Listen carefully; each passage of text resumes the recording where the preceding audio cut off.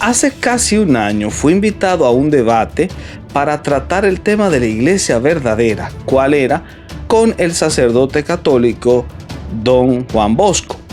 Fue un acercamiento curioso que generó una serie de digresiones interesantes. Por primera vez vamos a colocar este debate íntegro en nuestras redes. Esperamos que ustedes le puedan sacar el mayor provecho y que sean jueces al respecto.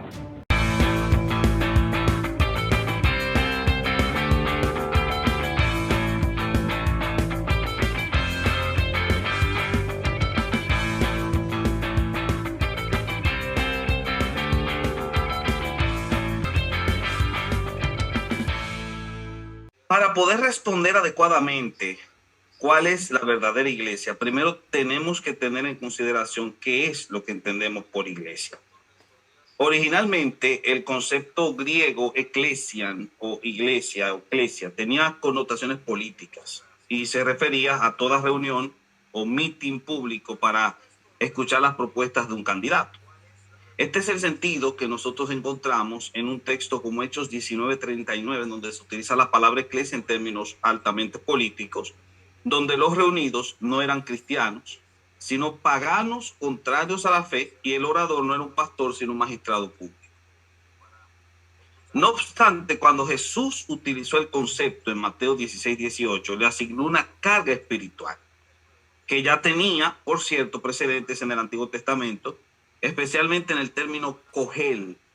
De hecho, un cogelet, o en griego eclesiastés, era un orador cuyo discurso ya no era político, sino religioso, y se le llamaba cogelet porque le hablaba al cogel. ¿Cuál era la mejor traducción para ese término hebreo? El de asamblea. Así que la idea de asamblea es la que se encuentra implícita en el concepto hebreo de cogel, que se tradujo en la Septuaginta como eclesiastés. Más aún, la etimología compuesta del vocablo griego permitía esa connotación, porque la palabra eclesian puede tener una connotación espiritual, ya que la traducción literal de eclesian o caleo es llamados fuera, caleo, llamados fuera, ek. Por ende, si unimos la idea de asamblea y esta traducción literal, podríamos concluir que iglesia es la asamblea de quienes han sido llamados fuera. Como que se está congelando, doctor Néstor. ¿Me están escuchando mejor? Sí, yo lo veo bien, a mí no se me congela la imagen de Néstor. Ok. Bueno, entonces en dado caso voy a continuar si no se afecta en ese sentido. Como iba diciendo, si unimos los conceptos de asamblea y de caleo, llamados fuera, la iglesia no es más que la asamblea de quienes han sido llamados fuera. ¿Fuera de qué? Es la gran pregunta. Fuera del corrupto sistema mundano y político al cual apelaba el concepto anteriormente.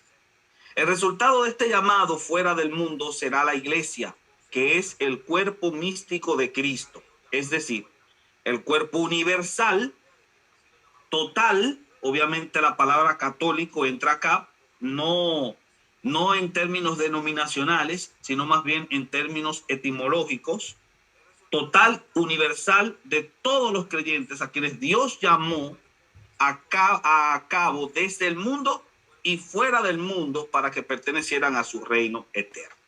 Agréguese a esto dos vocablos más, el de reunión y el de concilio, así como las ilustraciones que los escritos del Nuevo Testamento le han asignado a la iglesia como cuerpo, templo, pueblo, real sacerdocio, esposa de Cristo, y ya tendremos una noción de la opinión escritural sobre lo que iglesia significa y el grado de relación que posee con Cristo. Porque es cuerpo, mantiene un sentido de unidad en la diversidad, y eso es muy importante. Porque una de las críticas que, por ejemplo, se hacen a muchas denominaciones es que la división denominacional afecta la unidad eclesial, y eso no es así. La diversidad dentro de la unidad es parte de la idea de cuerpo, porque el cuerpo no es homogéneo, el cuerpo es heterogéneo. Y en ese sentido, al utilizar una imagen corporal orgánica para la iglesia, presupone una unidad en la diversidad. Asimismo, porque es templo, posee un carácter sagrado, cosa que se ve corroborada con la idea de real sacerdocio. Y esto apela a la idea del sacerdocio universal de los creyentes, que se encuentra dentro de la idea de la aplicación extensiva del concepto del sacerdocio a todos los miembros de este cuerpo místico que es la iglesia. Porque es pueblo implica una comunidad de más de dos. Decir que la iglesia es la persona sola, como he escuchado a muchos, implica ignorar el sentido comunitario de la misma. Es imposible que yo sea la iglesia. Para que haya iglesia debe haber más de dos. Porque es la esposa de Cristo, posee una relación estrecha con el Señor, que no solo es su marido, sino su cabeza como cuerpo y su rey como pueblo. De hecho, a mí particularmente me agrada el sentido en que lo comunicó el gran pastor protestante Dietrich Bonhoeffer cuando dijo aquello de que la iglesia es la comunidad del resucitado. Si acercamos el lente a los términos utilizados en el texto bíblico para referirse a quienes pertenecen a la misma, también profundizaremos en la naturaleza de la iglesia. Somos miembros los unos de los otros debido al sentido corporal. Somos hermanos a causa del sentido de familiaridad que la iglesia posee, la familia de la fe de Gálatas 6:3. Somos seguidores porque tenemos un modelo a imitar, que es Cristo. De hecho, el modelo de una iglesia no es otra iglesia, es el mismo Cristo. Somos discípulos porque la iglesia es una escuela de aprendizaje. Y somos cristianos porque seguimos a Cristo como modelo, el varón perfecto hacia el cual se debe apuntar. Mucho más, cristianos porque pertenecemos a Cristo el Señor, el Curios. Por decirlo de otra manera, somos propiedad del Señor. Idea que, por cierto, sobrevive en el término anglosajón y rumano para iglesia. Church en inglés y viserica en rumano, derivado del griego kyriakos o perteneciente al Señor, Kyrios. Así que la iglesia, atendiendo a esto, no solo es un organismo que supera la idea de organización por llevar vida inherente, sino que es una familia en la que todos los miembros como un cuerpo seguimos y aprendemos a imitar a Cristo, el modelo definitivo de la iglesia. Un organismo, la dimensión presente del reino de Dios, que fue pensada por Dios incluso desde antes de la fundación del mundo. Pentecostés solo lo estableció oficialmente, puesto que constituía el misterio de los siglos. La iglesia es la divina esposa que, al igual que Eva, sale del costado del segundo Adán, cuando atravesado por una lanza romana destila sangre y agua. Entendiendo qué es entonces la iglesia, podríamos decir que la iglesia verdadera es aquella que depende totalmente de Cristo. Y obviamente esta iglesia es invisible, porque es mística. Al ser invisible, se va a componer de todas las congregaciones visibles o congregaciones locales, como se quieran llamar, capillas, iglesias, como tal. Pero esta idea de congregaciones locales simplemente deben verse bajo el concepto de corporeidad como células de un cuerpo universal místico que tiene el nombre de Cristo solamente, que tiene como cabeza a Cristo y que se identifica como cuerpo de Cristo y como esposa del Cordero. Y toda congregación que apele a este concepto pertenecerá a ese cuerpo místico. Y más aún, ese cuerpo místico invisible es la iglesia verdadera. Lo que nosotros debemos apuntar a que encontremos en nuestras congregaciones los principios que validan que verdaderamente se pertenece a esa iglesia verdadera. Toda congregación que apele a esos principios puede considerarse como parte de la iglesia verdadera. Digo parte, no es la iglesia verdadera, porque la iglesia verdadera es un cuerpo invisible y místico. Parte de la iglesia verdadera porque replica las características de esa iglesia verdadera. Más adelante podríamos discutir sobre cuáles son esas características, pero hasta el momento lo que podríamos decir en este caso es que la iglesia verdadera no tiene nombre, es universal, va más allá o trasciende más allá de las barreras denominacionales y se va a caracterizar por unas características específicas que le permiten insertarse dentro de ese macrocosmos que es la Iglesia Universal.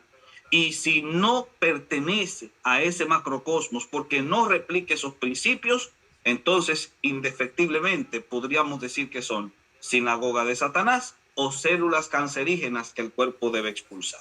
Pero la iglesia verdadera trasciende más allá de las barreras denominacionales.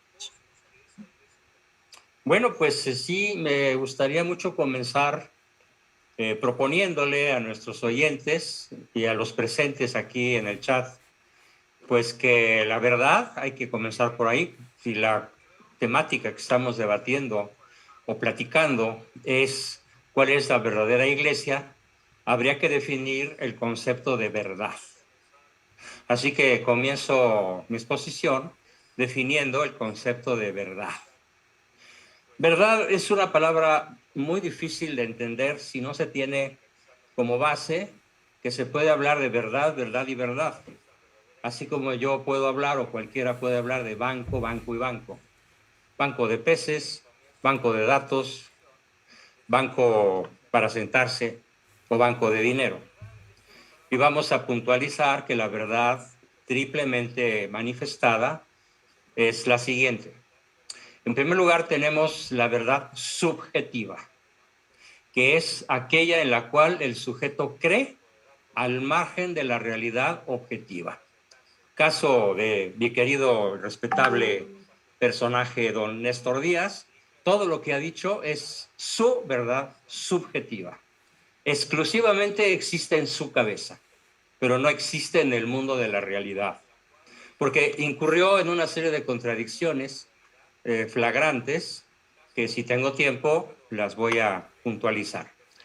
La segunda verdad, que es la única que puede manifestarse de modo unificatorio, que genera unidad dentro del cuerpo místico de Cristo, es la verdad que se llama verdad objetiva o verdad ontológica.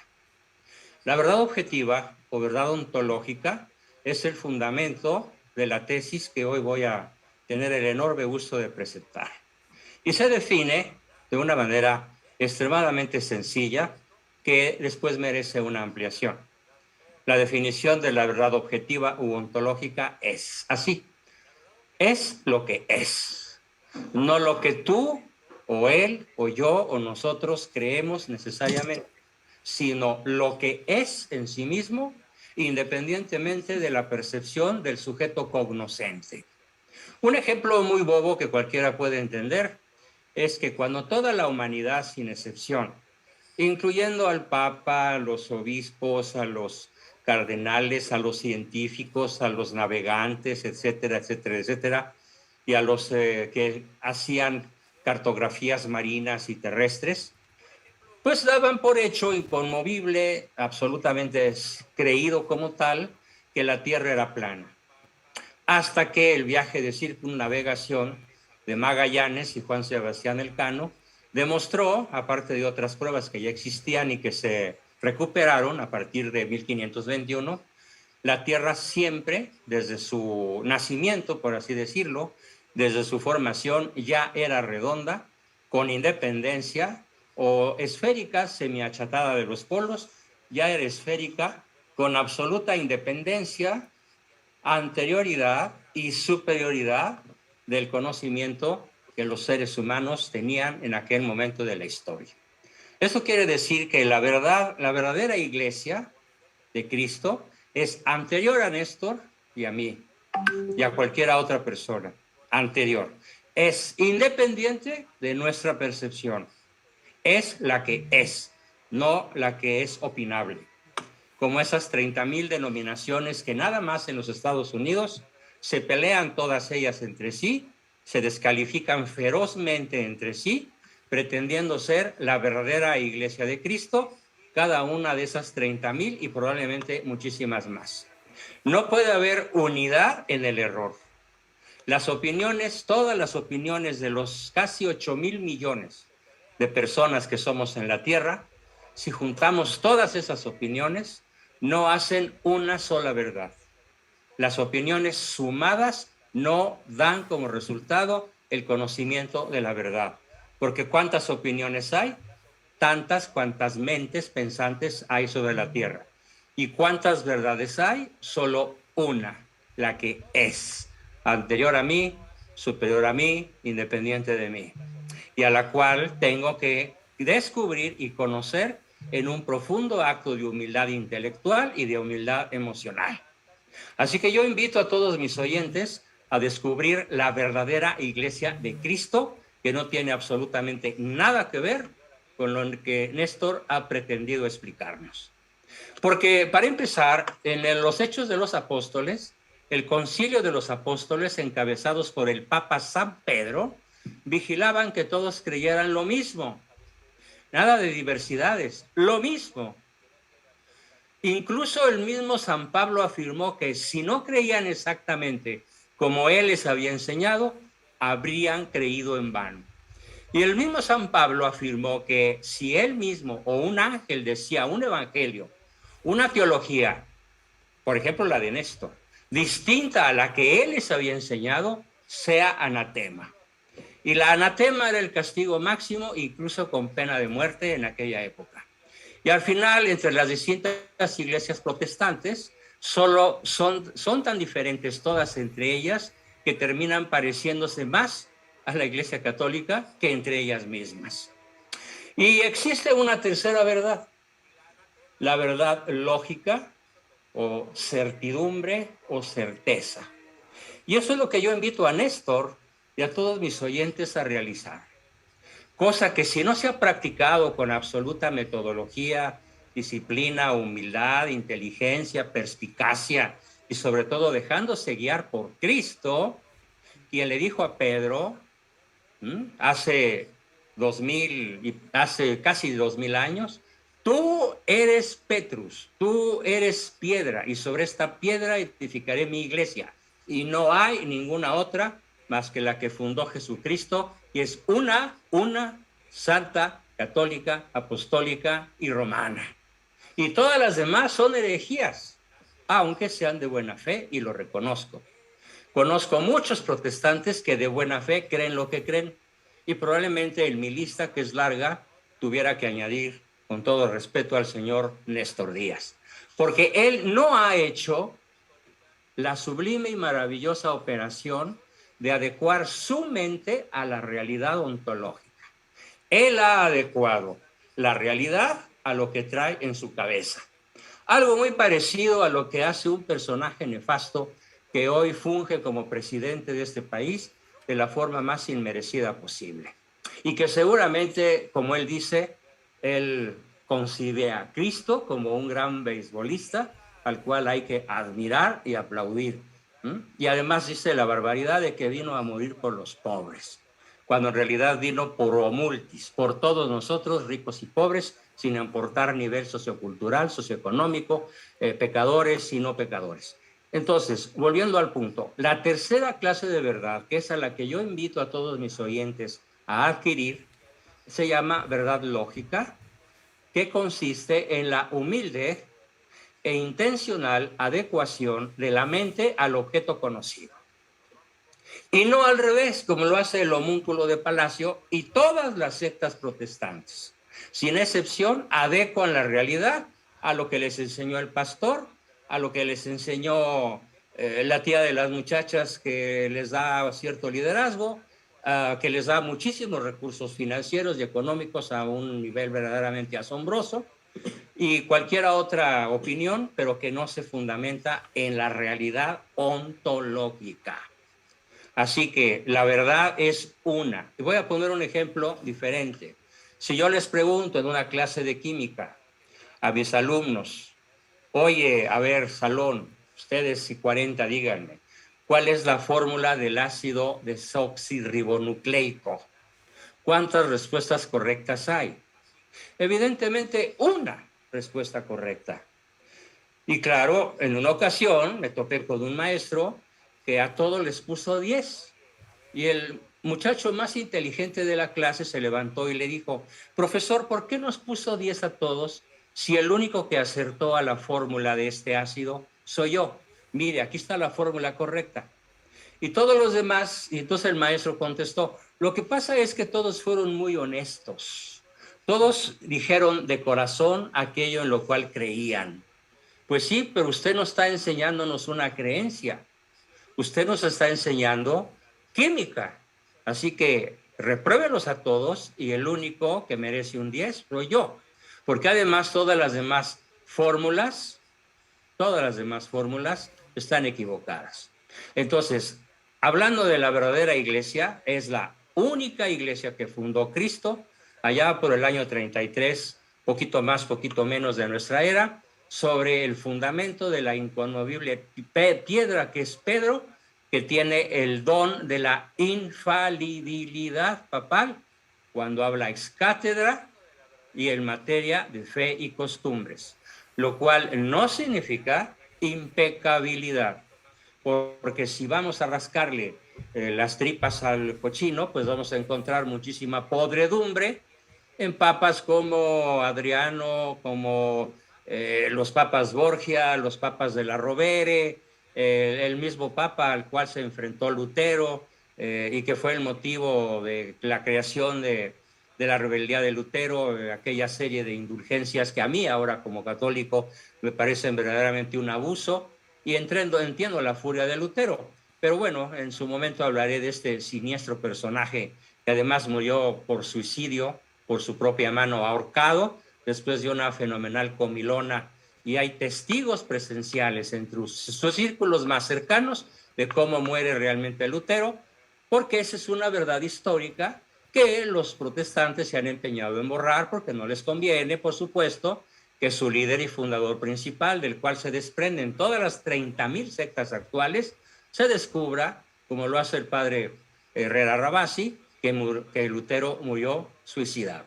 Así que entonces yo los invito a descubrir esta maravillosa tercera verdad que independientemente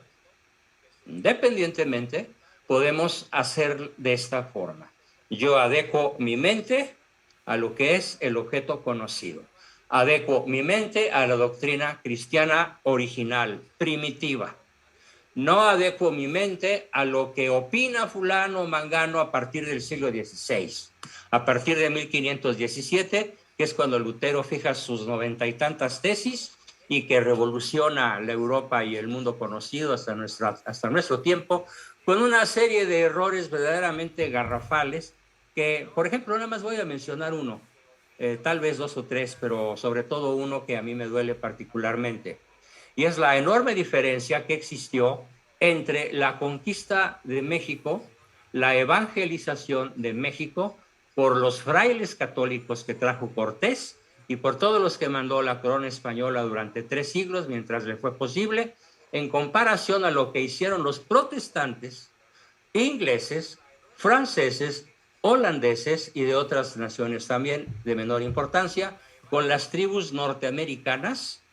Las masacraron a todas, dejando por ahí unos cuantos ejemplares que hoy viven en Indian Reservation y que a los historiadores más honestos e inteligentes de la Unión Americana los ha llevado a reconocer el genocidio, que en nombre de Cristo, en nombre de la religión protestante que ellos trajeron, sobre todo los ingleses, aunque también en muchas regiones de los franceses, en el este de Canadá, por ejemplo, en el oeste de Canadá, a diferencia del este en donde están los quebecois, que eran católicos, pero que tampoco fueron capaces de considerar a las tribus autóctonas como sus hermanos.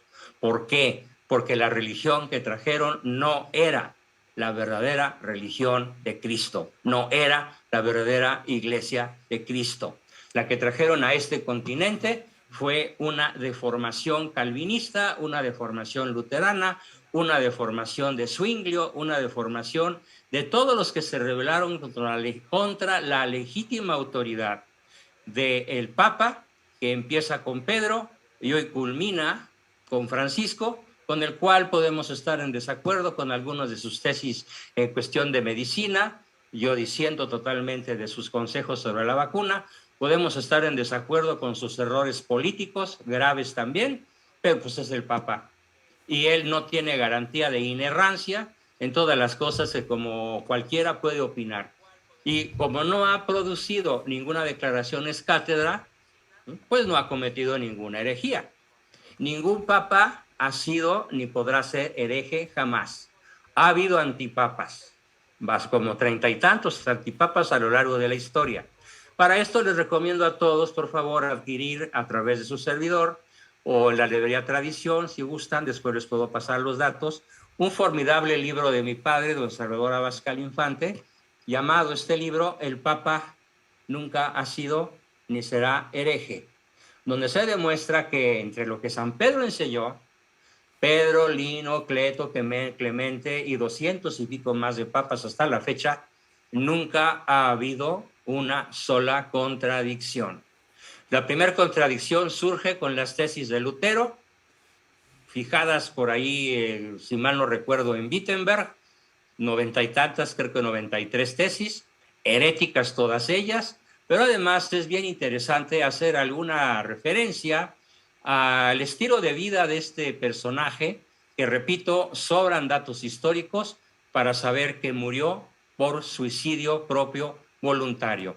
Les ruego a todos que busquen en la red, en la web, un artículo de nuestro buen amigo el padre Javier Olivera Rabasi, que se llama así, La muerte de Lutero, en donde cita lo siguiente, lo diré brevemente.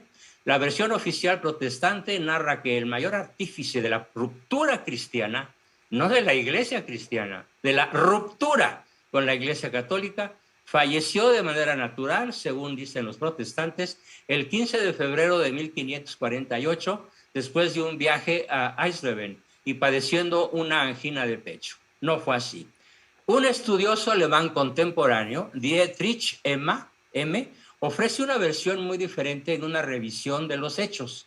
En su libro, en alemán, sostiene lo siguiente: Martín Lutero, La juventud y los años de estudio, señala que Lutero se suicidó, pero no es el único en señalarlo.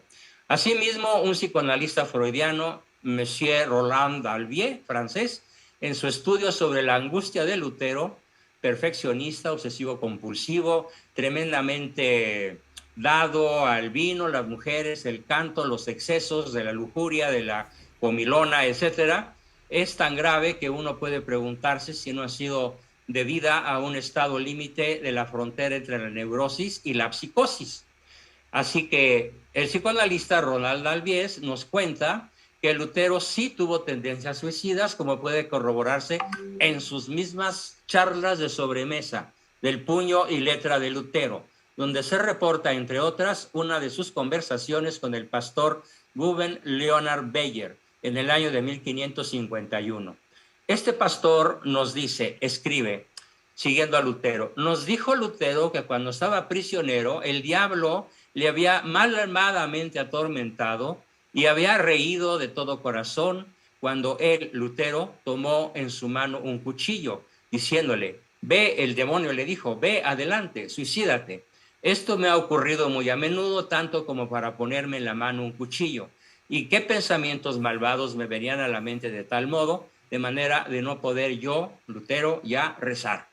Algo análogo nos cuenta el franciscano Heinrich Sedulius en su libro, que al traer a colación el valioso testimonio de Ambrosio Pudelfeld, un testigo y hombre de confianza de Lutero, quien lejos de narrar una muerte a causa de una angina de pecho, dice, Martín Lutero, la noche antes de su muerte, se dejó vencer por su habitual intemperancia, y en tal exceso que fuimos obligados a llevarlo, completamente alcoholizado, y colocarlo en su lecho. Luego nos retiramos a nuestra recámara y después vimos a la mañana siguiente, volvimos junto a nuestro Señor para ayudarle a vestirse como de costumbre, y entonces, ¡oh, qué dolor!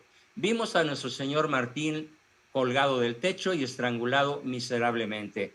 Tenía la boca torcida, la parte derecha del rostro negro, el cuello rojo y deforme.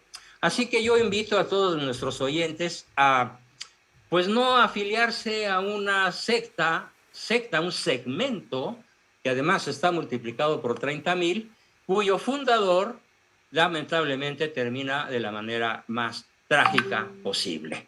¿Por qué? Porque la unidad de los cristianos solo es posible en torno a Pedro, el Papa infalible en materia de fe y costumbres y cuando habla ex cátedra. Y no en un monje renegado, lujurioso, obsesivo compulsivo, suicida, que comienza con sus tesis absurdas en el año de 1517. Tan tan. Bueno, sin atender a los ad hominem que inmediatamente fueron emitidos contra mi persona, lo primero que voy a aclarar es lo siguiente. En mi presentación estuve explicando lo que entendemos por iglesia, pero lo que entendemos por iglesia en base a lo que las escrituras enseñan, no en base a lo que yo supongo. Puesto que estoy apelando a la etimología de los conceptos tal y como se desprenden del análisis exegético de los tales, aplicando simplemente reglas básicas, objetivas de la exégesis. Lo que indiqué en mi explicación es que el término eclesia al principio tiene una connotación política, así se encuentra en Hechos 19:36, pero que también tuvo una explicación espiritual que el mismo Jesucristo le había asignado debido a que la palabra griega permitía esa acepción espiritual, llamados fuera.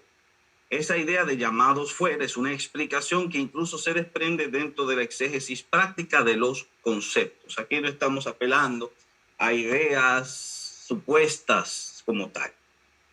Cuando explicamos que la Biblia es que enseña directamente que las imágenes a las cuales se apela el concepto eclesiológico es el de cuerpo, el de templo, el de familia, el de la esposa de Cristo, son imágenes directas que el apóstol Pablo le adjudica a la iglesia en los distintos escritos de sus epístolas. Así que no es algo que nosotros estuviésemos inventando. Por lo tanto, si vamos a aplicar lo que es la realidad ontológica, necesitamos apelar a los nombres con los cuales se define esa realidad ontológica. En las escrituras, nosotros podemos conocer el carácter de una cosa o de una persona o de una institución, como es el caso, a través de los nombres adjudicados. Podemos conocer quién es Dios a través de los nombres que ha recibido a lo largo de la revelación progresiva de las escrituras. Podemos saber quién es el Espíritu Santo a través de los nombres que se le ha asignado, más de 7 nombres asignados al Espíritu de Dios, al igual que también los símbolos que se han utilizado para representarlo hablan de su carácter, de su naturaleza, de su realidad ontológica. Por lo tanto, cuando nosotros definimos con los conceptos y las imágenes, que fue lo que hice en mi primera presentación, tocante a lo que tiene que ver con lo que la iglesia es, estábamos apelando a lo que las escrituras nos enseñan de esa realidad ontológica, midiéndola en base a los conceptos utilizados para nombrar a la iglesia dentro de las escrituras. No es algo que nos hayamos inventado, simplemente fue una explicación directa de lo que el texto indica. No es una interpretación privada, es algo que el texto directamente lo enseña de ser. No estuve tampoco en mi presentación lanzando una diatriba, una crítica contra el catolicismo romano, porque no estoy en mi deber de explayarme en contra del catolicismo romano. Mi misión aquí es simplemente analizar la pregunta en torno a la verdadera iglesia, conociendo enteramente que la verdadera iglesia sigue siendo un cuerpo místico, tal y como lo presentan los distintos textos en particular. Pero ya que se me atacó directamente, de una forma que entiendo no era necesaria, voy entonces a responder a todas las preguntas, entendiendo que muchas de estas diatribas se salieron directamente del tema. Voy a iniciar primero con el tema del catolicismo romano. Hay que tomar en consideración que el catolicismo romano tiene diferencias internas entre sí. Los católicos romanos no son un grupo homogéneo, son un grupo heterogéneo. Debe entenderse de ese modo. Lo que ha permitido que presenten una cohesión integral ha sido la estructura episcopal que poseen o de característica jerárquica, que es lo que conocemos como el sistema papal. Esa es una virtud que tiene el catolicismo romano y que es aplaudible, pero que al mismo tiempo no debe ayudarnos a negar lo obvio de que existen diferencias internas dentro de los mismos. Por ejemplo, el tema de la infalibilidad papal es un concepto que no ha sido aceptado por todos los católicos romanos. De hecho, cuando se aprobó en el Concilio Vaticano I, hubo un segmento de los católicos romanos que se apartaron de la Iglesia Católica Romana y crearon su propia denominación, que serán los católicos antiguos, católicos que no aceptaban el Concilio Vaticano I. Hoy en día tenemos también un grupo de católicos adventistas, según tengo entendido, que no aceptan el Concilio Vaticano II y que simplemente se están inclinando hacia las posiciones del Concilio Vaticano I o del Concilio de Trento. También tenemos en este caso un sinnúmero de católicos como tal que han adoptado una configuración mucho más amistosa hacia el protestantismo. A partir del Concilio Vaticano II, por cierto, han inclinado la balanza hacia cierto ecumenismo que les permite un diálogo directo con luteranos y con episcopales, pero sobre todo también con anglicanos. Eso es algo que entonces nos lleva a entender que no existe cierta homogeneidad como tal. Asimismo, debemos incluir a los católicos griegos, que no se definen como católicos romanos, pero que son católicos como tal. Y en ese caso, los católicos griegos, que se separaron de la iglesia mucho antes de que Lutero apareciese, también son un ejemplo directo de que dentro del catolicismo como tal no existe tal cosa como una homogeneidad. Asimismo, hablemos de los católicos griegos que se segmentaron en dos, los católicos rusos y los católicos griegos. También hay una separación directa aquí en la que no hay ningún fenómeno de monjes renegados que estén tratando de soliviantar la unidad de la iglesia. Por supuesto que no. Simplemente lo que encontramos es que de forma natural, un sistema macrocósmico se va segmentando en diversos niveles y obviamente habrá diferencias entre ellos. Hay que hablar también de las diferencias en torno a las órdenes como tal. Sí, las órdenes como tal indican que hay una forma diferente de cómo un salesiano, por ejemplo, Don Bosco, un salesiano ve la manera de servir a Dios a como lo vería un franciscano.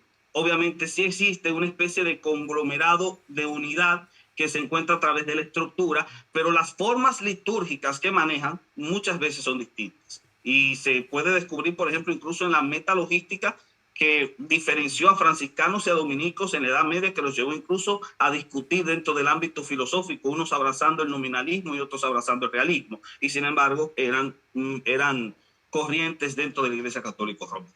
Lo que sí podemos ver es que el catolicismo romano no presenta la homogeneidad que se le brinda, sino que tiende hacia cierta heterogeneidad. Y asimismo lo vemos dentro de las iglesias reformadas. Las iglesias reformadas obviamente son distintas, pero conservan ese mismo elemento de unidad interna que encontramos directamente dentro del catolicismo romano. La única diferencia es que no se inclinan o no se hincan dentro de la misma sombrilla o del mismo término sombrilla, como sería el término católico, pero sí lo hacen a través del concepto doctrinal. Y así como el catolicismo romano tiene la estructura papal que le sirve de coherencia integral, las iglesias reformadas tienen la estructura doctrinal a través de los principios de la reforma protestante, especialmente los principios de sola gratia, sola fide, sola escritura, solo Cristo, sola Deo gloria, que sirven como elementos importantes para poder amalgamarlos a pesar de que tengan diferencias en otros elementos litúrgicos. Pero ¿qué pasa dentro de la reforma protestante, dentro de las comunidades evangélicas? Que un pentecostal fácilmente puede considerar hermano a un bautista, aunque ambos tengan formas litúrgicas distintas de expresión. Las formas litúrgicas distintas de expresión no anulan la unidad doctrinal, y eso lo podemos descubrir también dentro del catolicismo romano, que tenía órdenes distintas con expresiones litúrgicas diferentes, y a pesar de ello aún así mantenían la coherencia. Respecto al asunto de lo que tiene que ver con el genocidio protestante de los indígenas, obviamente debemos entender que suponer que los protestantes vinieron al Nuevo Mundo a matar indígenas es lo mismo que caer en el error de que los católicos romanos que vinieron a acabar con los indígenas de mi país, por ejemplo, República Dominicana, donde todos los indígenas fueron exterminados. Fue diferente el caso a los países de México y de Centroamérica y Sudamérica, pero en el Caribe los taínos fueron exterminados, totalmente exterminados, se extinguieron, cero, no hay uno solo, no existe, y todos asesinados de una forma vil y cruel. Pero por supuesto que yo no puedo juzgar al católico que mataba indígenas en mi país y suponer que todos los católicos eran así, porque el que hacía eso no era católico, simplemente era un conquistador como tal, que nació en un país católico, tenía el ribete como tal de católico, pero como católico practicante no lo era. Y lo mismo pasa dentro de lo que es las tierras de Norteamérica, cuando grupos que vinieron al país, comenzaron a colonizar con fines comerciales. Sin embargo, es sorprendente que dentro de la experiencia de la conquista de Norteamérica hubieron 3 casos importantes en los que los colonos le compraron la tierra a los indígenas y los trataban como iguales, que fue el caso de la fundación de Pensilvania, fundada por los cuáqueros, quienes trataban a los indígenas como iguales y les compraron la tierra. Fue el caso de Rhode Island, cuando el fundador de Rhode Island, que era teólogo, le compró la tierra a los indígenas. Y también fue el caso de otras zonas en particular dentro de lo que era Nueva Inglaterra, donde a los indígenas se les daba el mismo valor y el testimonio de un indígena tenía el mismo respeto que el de un colono. O sea, eso es algo que hay que tenerlo claro. No podemos parcelizar la historia con fines ideológicos, porque eso es hacer una lectura maniquea de la historia y cometer el error que usted dijo al principio. Buscar verdades que no son más que relativas porque dependen de la opinión del individuo y no de los hechos fácticos como tal. Cuando ignoró, en ese caso, en su explicación, los ejemplos de Pensilvania, de Rhode Island y de otras colonias que fueron fundadas comprándole la tierra a los indígenas y considerándolos como igual, usted cometió el error que adjudicó a mi persona. Porque usted comenzó a decir que un hecho era de este modo e ignoró los hechos respecto a ese tópico. Para concluir la idea tocante al tema del suicidio, hay otros tópicos que se pueden mencionar, pero voy a mencionar 2, los del suicidio y los del tema de Pedro como Papa. Voy a dejar el de Pedro como Papa para el final. Voy a enfocarme en el tema del suicidio porque sé que se le hizo mucho énfasis. Tocante al suicidio de Lutero, lo primero que nosotros tenemos que destacar es que las tradiciones reformadas no proceden todas de Lutero. Lutero forma una tradición, el luteranismo, pero las demás tradiciones surgen independientes a Lutero y muchas veces rechazadas por Lutero. El anabaptismo, por ejemplo, es una tendencia reformada que no nació con Lutero. El calvinismo no nace con Lutero. De hecho, el calvinismo tiende a adoptar una posición totalmente o diametralmente opuesta a muchos de los lineamientos de Lutero en torno, por ejemplo, a transustanciación. Así que el luteranismo es una corriente, no es la corriente. No es la primera tampoco, porque antes de Lutero ya habían aparecido 3 reformadores que habían llegado a las mismas conclusiones y después de Lutero también. Por ejemplo, Godescalco de Orbá, que es un autor muy olvidado de la época de Carlomagno, durante el tiempo en que Rabán Mauro dirigía el monasterio de Fulda, llegó a las mismas conclusiones que Lutero llegó mucho antes de que Lutero apareciese. Estamos hablando de 700 años antes de Lutero. Lo mismo pasa con Jansenio. Los jansenistas llegaron a conclusiones muy parecidas a Calvino sin haberse leído a Calvino, porque prácticamente lo que estaban era derivando su pensamiento de cómo entendían a Agustín de Hipona. Entonces, en ese caso, nosotros podemos deducir que el luteranismo no se convierte en la madre de todas las sectas. Eso es imposible, no es coherente históricamente. Ahora, Lutero, respecto al suicidio de Lutero, ya yo he preparado un video hace un tiempecito sobre el tema, porque entiendo que la opinión del padre Ravasi es cuestionable. No es que sea inválida, pero es cuestionable. ¿Por qué? Porque lo primero que debemos entender para responder esta pregunta es que los historiadores católicos más serios y que son críticos de la figura de Lutero, como por ejemplo son Angela Peliciari, consideran que dicha información no es verídica. De la misma manera, teólogos católicos tan profundos como Karl Rahner, o como fue el caso de Joseph Ratzinger, que fue anterior Papa Benedicto XVI, sentían una profunda admiración por Lutero. No voy a mencionar Hans Kuhn, porque ahora mismo lo tienen tachado, pero todavía el magisterio católico romano no, según tengo entendido, todavía no considera que Kuhn sea un heresiarca como tal. El Vaticano no se ha definido en torno a eso. Pero Kuhn colocó a Lutero a la par de Pablo, de Orígenes, de San Agustín, de Santo Tomás de Aquino, de Schleiermacher y de Calvar. Respecto a lo del posible suicidio de Lutero, la información suministrada por Ravasi pecó por ingenio, porque las citas que utiliza proceden de los enemigos de Lutero y cae en un simplismo bestial, incluso citando a un psicoanalista muy posterior. No sabe cómo evaluar tampoco las intenciones mismas de la fuente y no se da cuenta que éstas estaban parcializadas por naturaleza y que ejemplos se dieron en su época. Por ejemplo, Andreas Karlstadt, que fue otro reformador anterior a Lutero, antes de que Lutero clavara las 95 tesis, Karlstadt clavó 102. Bueno, Karlstadt se dijo que murió de una forma desastrosa. porque en aquella época era común tratar de cuestionar la validez de un personaje para inventar historias de cómo murió. Por eso yo creo que los trabajos biográficos de Federico Flickner, Lyndall Roper, Mario Miggi, Eric Metaxas y Lucien Febvre son más objetivos, si queremos acercarnos a la verdad objetivante, son más objetivos al acercarse al personaje, y ninguno menciona su suicidio, a pesar de haber resaltado muchísimas debilidades que tuvo Lutero. De los mismos, la biografía de Lyndall Roper refuta con total presteza la tesis del suicidio, dando 4 pistas considerables. Primero, la intención de las fuentes es claramente negativa. Parten de ciertas informaciones que no calzan con el testimonio de los testigos presenciales. El impulso por desprestigiar la figura puede empañar la objetividad del referente, y más en una época cuando la forma de muerte era una evidencia de la calidad moral del individuo en cuestión. Esto se descubre por el hecho de que en todas se presenta un Lutero borrachín que tras una orgía se suicida dejando una nota. Esto entra en franca contradicción con lo que sabemos del personaje, lo que contaron sus amigos y sus enemigos como el cardenal Cayetano, así como sus hermanos de orden, quienes siempre admiraron la vida devocional del personaje. Los mismos escritos de Lutero nos hablan de un sujeto diferente, verdaderamente loco, no lo quito, pero un genio de su época. 2. El hecho de que cuando Lutero murió en Eisleben estaba rodeado de personas, incluyendo su médico, que fue bien meticuloso hasta para indicar cuántas veces fue al baño ese día. Si este galeno fue tan detallista y puntilloso, ¿no dejaría constancia escrita de algún síntoma que nos permitiese abducir sus intenciones suicidas?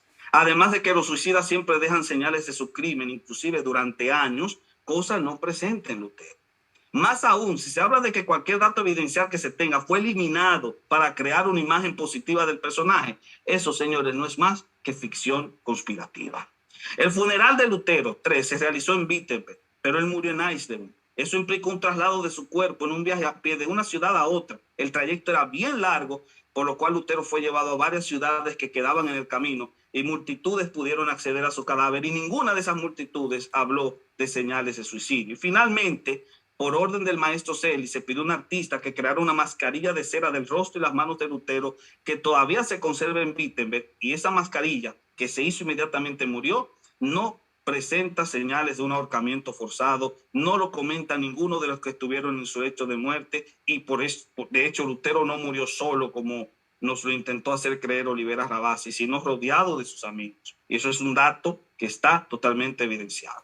Finalmente, y tocante al tema del suicidio final, hay un tópico esencial que me gustaría rescatar. Es que el catecismo de la Iglesia Católica, aunque reitera que nuestras vidas no son nuestras para disponer de ellas y que el suicidio es gravemente contrario al justo amor de sí mismo, también declara que, y cito, trastornos psíquicos graves, como menciona el psicoanalista, la angustia o el temor grave de la prueba, del sufrimiento, de la tortura, pueden disminuir la responsabilidad del suicida. Párrafo 2282.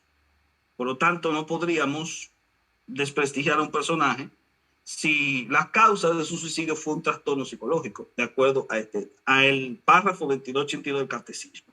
Y continúa explicando que la iglesia reza porque les han quitado la vida, sabiendo que la misericordia de Dios no tiene límites.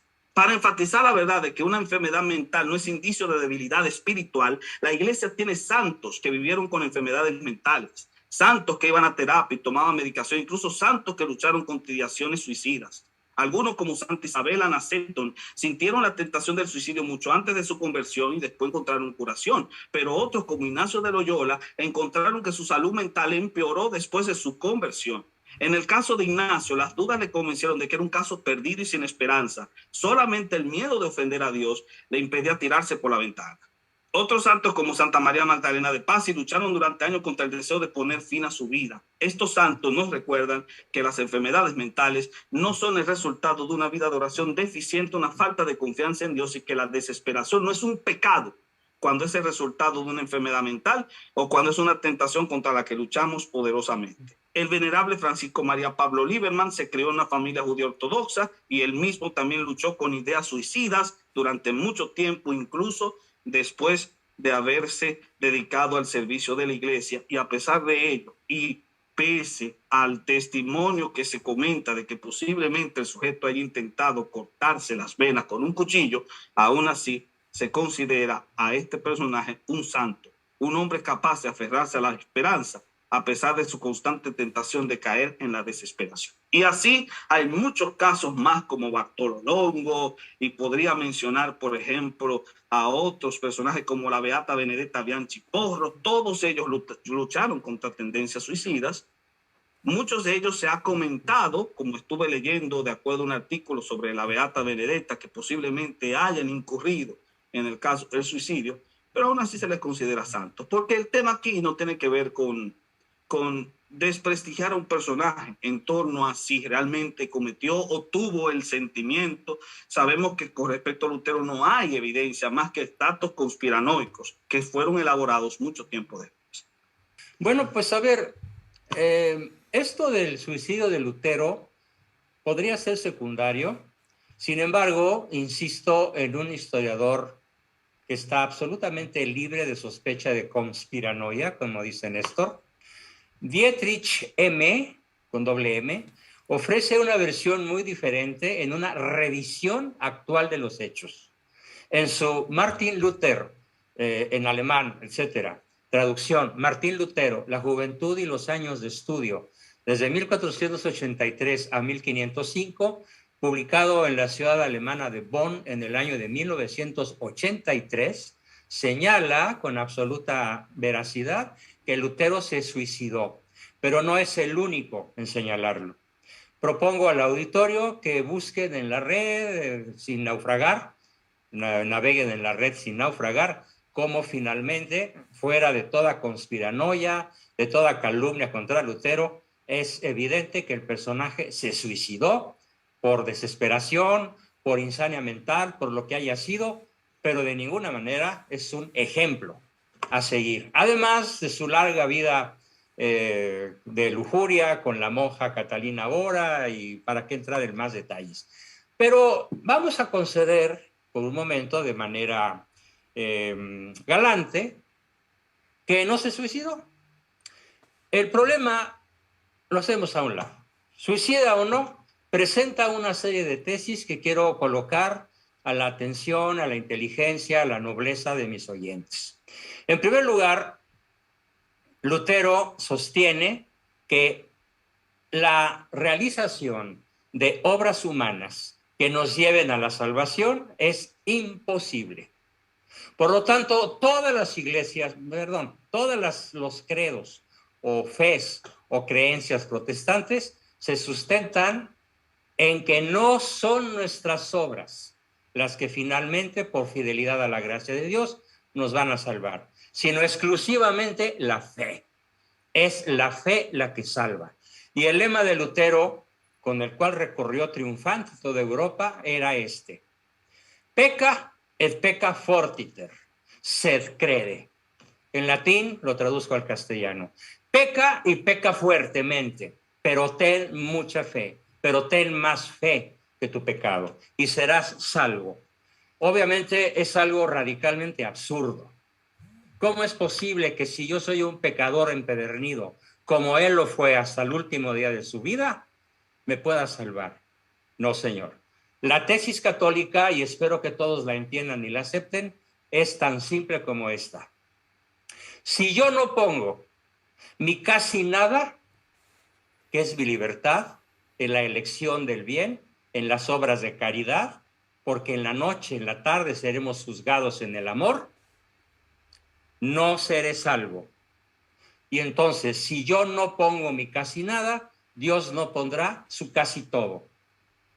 Por lo tanto, el autor eficiente de mi propia salvación soy yo, que hago uso de mi libertad, que además niega Lutero.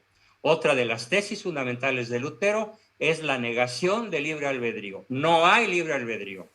¿Por qué? Porque para él, en sus tesis más importantes, somos predestinados. Es una de las tesis protestantes más tremendamente vigentes en nuestra época. La predestinación de las almas por selección divina, no por elección propia. O sea, venimos a este mundo y nos vamos a salvar los predestinados. Negación de la libertad y negación del libre albedrío y negación en última instancia de una de las tesis católicas más profundas, que es la fidelidad a la gracia de Dios, que envía a su Hijo a morir por todos nosotros y que podemos abrazar o no voluntariamente o rechazar voluntariamente su acto salvífico y que es privilegio de la libertad humana, al grado de que uno de los principales filósofos católicos, Paul Claudel, exclama lo siguiente: lo único que puede hacer inútil la omnipotencia divina es la libertad humana. Esa es la tesis católica. La contraria es la tesis luterana, la tesis protestante, la cuáquera, la anabaptista, la evangélica. Todas las sectas cristianas niegan lo que Lutero negó: la libertad, el libre albedrío, la posibilidad de realizar obras meritorias para lograr la propia salvación por decisión propia. Claro, se llama fidelidad a la gracia, pero no es que Cristo me salve a pesar mío, porque como dice San Agustín, el que te creó sin ti, no te salvará sin ti. Así que al margen de si Lutero se suicidó o no, que yo sigo sosteniendo que sí, pero digo, dejémoslo a un lado. ¿Cuál sería mi conclusión? Bueno, pues que las diferencias al interior de la Iglesia Católica hacen cisma. Si dentro de la Iglesia Católica, como lo señaló Néstor, hay diferencias de opinión en asuntos de dogma, moral y culto, hay cisma. Pero la fe sigue siendo la misma, aun con los antipapas, porque ninguno se atrevió a proclamar escátedra ninguna postura que atacara la sana doctrina. E incluso la Iglesia cismática de los orientales y los ortodoxos, la doctrina sigue siendo la misma. Incluso entre los viejos católicos y los lefebrianos, la sana doctrina sigue siendo la misma, con excepción de la obediencia a la autoridad legítima del Papa, hablando es cátedra y solo en materia de fe y costumbres. En todo lo demás se puede equivocar, excepto en ese rango tan importante. Además, desde la antigüedad, sea anatema aquel que llegue con enseñanza distinta. Lutero, Calvino, Zwinglio, todos dieron enseñanzas distintas y hasta opuestas entre ellos y hasta la actual. Y vuelvo a mi ejemplo de la fórmula del ácido. La respuesta es una sola, la verdad es una sola, en todos los ámbitos del conocimiento humano, en física, química, matemáticas, historia, teología, filosofía, la verdad es una. Y entre las iglesias protestantes no se ponen de acuerdo en multitud de cosas. Además, una aclaración histórica muy importante. En República Dominicana, los indígenas se acabaron porque hubo mestizaje, no hubo genocidio. Y además, otra verdad histórica es que los reyes católicos fulminaron a Colón, condenaron a Colón por sus innegables abusos contra los habitantes autóctonos de la isla, en nombre de las leyes españolas católicas. Y Colón no se murió incólume, no se murió sin haber sido severamente castigado. Y además hay que comparar simplemente cuál es la población de México, de Venezuela, de Colombia, de Ecuador y de casi todas las naciones latinoamericanas, con excepción probablemente de Argentina y un poco menor de Chile. Somos mestizos el 90%. ¿Cuántos mestizos no emigrados del sur existen en los Estados Unidos? ¿Cuántos hombres blancos protestantes se casaron con mujeres indígenas autóctonas? Un porcentaje tan ridículo que sería probablemente menos del 2 o del 1%. Mientras que la inmensa mayoría de los habitantes de la región latinoamericana, incluyendo República Dominicana, somos mestizos por la mentalidad que trajo Cortés a este país, no en una conquista, sino en un acto, como lo dicen los grandes historiadores, incluso norteamericanos y canadienses, como Sir Thomas Walsh, por ejemplo, aparte de José Vasconcelos, Alfonso Trueba, Alfonso Junco, José Fuentes Mares, Salvador Abascal, mi padre, y yo también como historiador. Esto no fue una conquista, fue un acto de liberación. Por eso Hernán Cortés, como católico, es el libertador del indio respecto del canibalismo y respecto de la antropofagia y respecto de los sacrificios humanos. Entonces, volviendo a la tesis central, en los protestantes, más de 30,000 sectas, las diferencias de fe son tan brutales y hasta demoníacas. Las hay trinitarias, unitarias, hay sectas que no aceptan los sacramentos, otras aceptan 2 o 3 sacramentos o hasta 5, ¿sí? El craso error es que la fe es idéntica en todo buen católico, incluso entre los cismáticos más antiguos. Lo que varía son pequeños cambios en la vocación y en la expresión de los dones.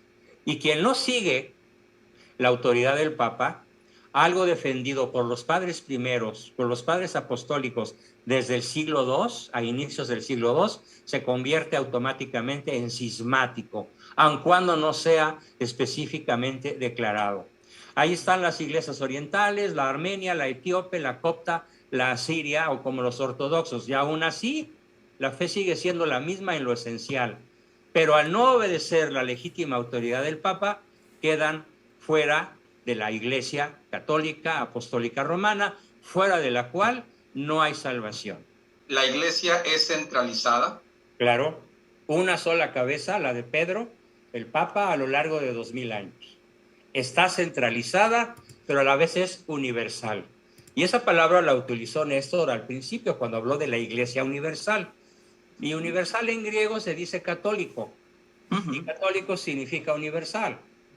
Entonces la Iglesia universal tiene una sola fe, una sola iglesia, un solo credo, el credo de los apóstoles, el credo de Nicea, el credo del Concilio de Trento, y el que actualmente se reza, se ora en todas las misas católicas. Bueno, es un absurdo decir misas católicas, porque en realidad no hay misas protestantes, solo hay misa católica. Solo en la misa católica el cuerpo y la sangre de Cristo conservan las apariencias de pan y vino, pero son la sangre y el cuerpo de Cristo con su presencia real, porque el sacerdote católico tiene el don divino concedido por Cristo a San Pedro y sucesivamente a los obispos y sacerdotes de lo que llamamos transubstanciación.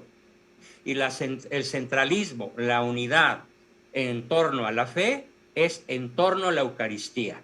Los protestantes no creen en la Eucaristía. Para ellos el cuerpo de Cristo no existe en el pan. La sangre de Cristo no es la sangre, no es el vino consagrado.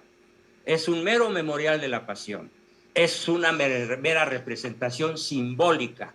No, nuestra unidad centralista, sí, única, absoluta, ex cátedra, es principalmente el dogma de la transubstanciación o conversión del pan y el vino en el cuerpo y la sangre de nuestro Señor Jesucristo, además dicho por él: quien no come mi cuerpo y no bebe mi sangre, no tendrá vida eterna. Y este es verdadero pan bajado del cielo. El que lo come tendrá vida eterna, el que no, no la tendrá. Palabra de Cristo. Si a esto le quieren llamar centralismo, adelante. Centralismo en torno a la autoridad del Papa, que representa la figura de San Pedro, quien recibe su autoridad directamente de nuestro Señor Jesucristo, en el momento en que funda la única iglesia verdadera, la católica apostólica, hoy romana, por razones geográficas. En primera instancia, por supuesto, sí, la iglesia es centralizada, pero centralizada en Cristo. La cabeza de la iglesia es Cristo, porque la iglesia es el cuerpo de Cristo. Si es el cuerpo, la cabeza es Cristo, como tal, y así lo indica el apóstol Pablo. Lo que tiene que ver con el aspecto litúrgico se explica a través de la vida o expresión de fe de la iglesia. Por ejemplo, la Eucaristía es un elemento, una ordenanza o sacramento dentro de la expresión litúrgica de la iglesia. Esa expresión litúrgica de la iglesia se expresará también a través de otra ordenanza principal, como es el bautismo. Así que la aplicación de los sacramentos es simplemente un elemento esencial dentro de lo que tiene que ver con la expresión de fe de la iglesia. Y esa expresión de fe se va a expresar de esa manera. Tocante a la forma de cómo se interpreta la presencia de Cristo en el pan y el vino, eso va a depender. Obviamente no todas las iglesias reformadas, esto es importante, porque a veces cometemos el error de generalizar. La generalización tiende a ser falacia. Los luteranos tienen una concepción muy parecida a los católicos romanos en torno a la presencia del pan. Ellos son consubstanciacionistas. Los calvinistas o reformados tienen una visión de una presencia real en el pan, pero de una forma espiritual. La convicción de verlo como una representación simbólica no está presente en las iglesias reformadas, ni está presente en las iglesias luteranas. Está presente en las iglesias de corte anabaptista, especialmente los menonitas, que tenían esa expresión y que imperó o fue la que terminó imperando dentro de muchos movimientos del evangelicalismo contemporáneo, que esto es importante de destacar. Respecto a este punto, también me gustaría agregar que dentro de la iglesia, de las iglesias como tal, las iglesias reformadas, las iglesias que nacen de la reforma como tal, hay diferencias de opinión en torno a lo que tiene que ver con la interpretación de la soteriología. Y digo esto porque se había mencionado que todas las denominaciones como tal negaban la libertad de elección del sujeto. Hay que entender que dentro de las iglesias protestantes o evangélicas existen iglesias de corte arminiano, y el arminianismo señala lo mismo que el catolicismo romano sostiene en torno a la libertad del sujeto en torno a su elección. El concepto de la predestinación no es un concepto luterano, es un concepto del apóstol Pablo, y es parte también de la idea de explicación dentro de lo que tiene que ver con esta doctrina central, que es lo que le da centralidad a la iglesia. Así que el concepto como tal no es propio de un hereje, sino que procede de la pluma del apóstol Pablo. Y finalmente, tocante, sí, está en el apóstol Pablo en Romanos capítulo 8. De hecho, es una traducción del término falso. Perdón que interrumpa, pero eso es absolutamente falso. Déjeme terminar. Termina. Priorizo. Y sí, tocante a Agustín, en sus retractaciones, porque hay que entender esto, en las retractaciones de Agustín aparece una frase que dice: el libre albedrío solo sirve para pecar. Es una frase de Agustín, está en sus retractaciones. Agustín abrazó una concepción de negación del libre albedrío, porque tiene que ser así. La libertad es un oxímoron, porque conlleva dentro de sí la idea de esclavitud. Usted está limitado a las elecciones o a las decisiones que se le presentan. Si yo le diera a escoger entre un vaso de jugo de manzana y un vaso de jugo de limón, usted elegirá libremente el jugo que usted quiera, pero está limitado a las opciones que yo le doy. Y en ética estamos limitados al bien o al mal. La libertad en sí misma tiene límites. Y eso no es un concepto luterano. Eso aparece incluso en autores primitivos dentro del catolicismo romano. Gorescal Córdoba lo mencioné, pero también lo encontramos en otros autores que han leído a Agustín dentro del catolicismo romano como tal. Prudencio de Troyes fue uno de los más grandes teólogos católicos del Renacimiento carolingio, y Prudencio de Troyes defendía la negación de la libertad. O sea, no es algo que proceda de Lutero, amado hermano. Tienen que notificar eso. Finalizo con el tema de la pregunta. Sí, la iglesia está centralizada en Cristo. Cristo es la cabeza de la iglesia, tal y como indica el apóstol Pablo. Y esa cabeza de la iglesia entonces va a desarrollarse a través de una expresión litúrgica que conllevará tanto el bautismo como la Eucaristía. En eso sí estoy de acuerdo con usted.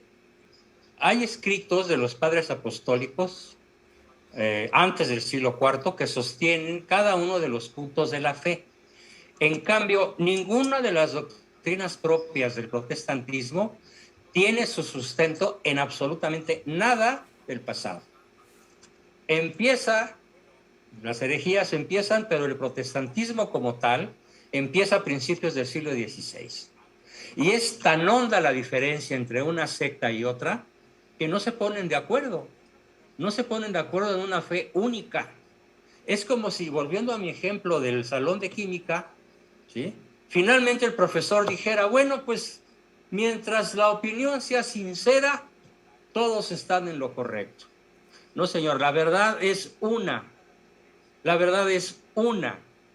Las 5 principales tesis de los protestantes son, primero, negar la sana doctrina.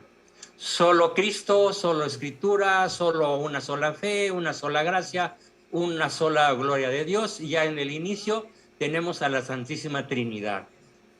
Yo quisiera saber si Néstor cree en el dogma de la Santísima Trinidad o no, o si es binario o unitario. Y si el apoyo de los santos, ángeles y humanos, ¿sí?, no cuenta. Por supuesto que cuenta. El protestantismo en general niega la sana doctrina, niega el magisterio, algo defendido por San Pablo en sus cartas. San Pablo sostiene el magisterio de Pedro.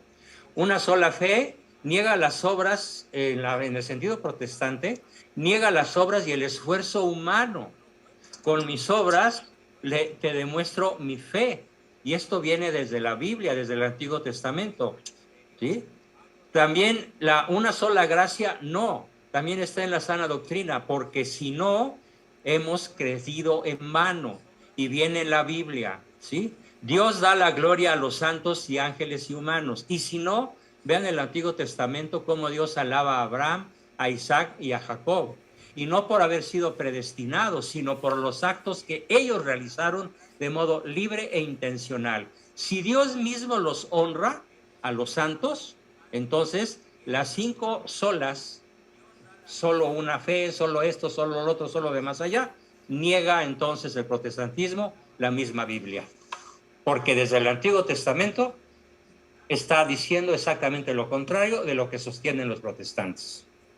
No voy a detenerme a explicar que cada uno de los conceptos que se llaman las 5 solas tienen su base escritural, pero podríamos simplemente decir que en torno a nuestro tema, la verdadera iglesia, la idea de la iglesia tiene que expresarse a través de lo que las escrituras enseñan, y el tema de que Cristo es la cabeza de la iglesia es algo que lo vamos a encontrar específicamente en el apóstol Pablo, en el libro de Efesios, que es un tratado eclesiológico, cuando dice aquello de que la iglesia es un cuerpo en Cristo, de quien todo el cuerpo, bien concertado y unido entre sí, por todas las coyunturas que se ayudan mutuamente según la actividad propia de cada miembro, recibe su crecimiento para ir edificándose en amor, siguiendo la verdad en amor, crezcamos en todo en aquel que es la cabeza, esto es Cristo. Y luego dice en el capítulo 1 también que Cristo es la cabeza de la iglesia, en quien han sido reunidas todas las cosas, en él tenemos herencia, y él ha sido colocado como cabeza de la iglesia. La cabeza de la iglesia es Cristo Jesús. Tocante a la confesión petrina, que habla de que sobre tú eres Pedro y sobre esta piedra edificaré mi iglesia, nadie mejor que el apóstol Pedro para explicar qué quiere decir eso. El apóstol Pedro en su primera epístola dice algo importante en el capítulo 2, versículo 4. Acercándonos a él, piedra viva, desechada ciertamente por los hombres, mas para Dios escogida y preciosa. Vosotros también, como piedras vivas, sed edificados como casa espiritual y sacerdocio santo para ofrecer sacrificios espirituales aceptables a Dios por medio de Jesucristo. Él está escribiendo esto a todos los santos que están en Galacia, Capadocia y Bitinia. No está hablando de un grupo en particular, un grupo clerical.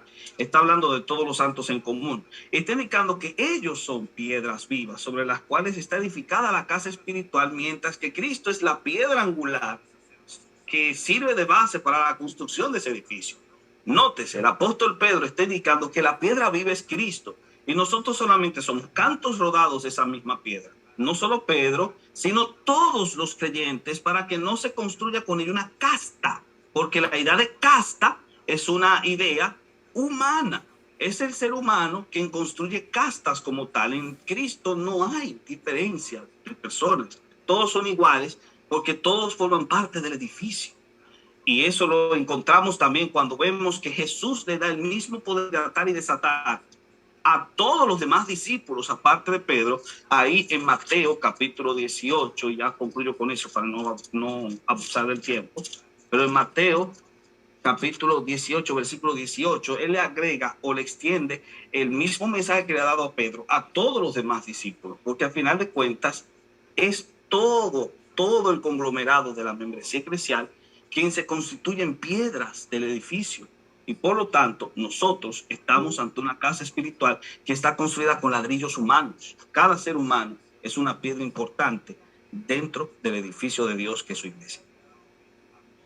Si la Iglesia Católica Romana le dio al mundo la Biblia, siendo infalible, entonces, ¿por qué Roma rechazó o cuestionó la inspiración de Santiago y Hebreos y luego la aceptó?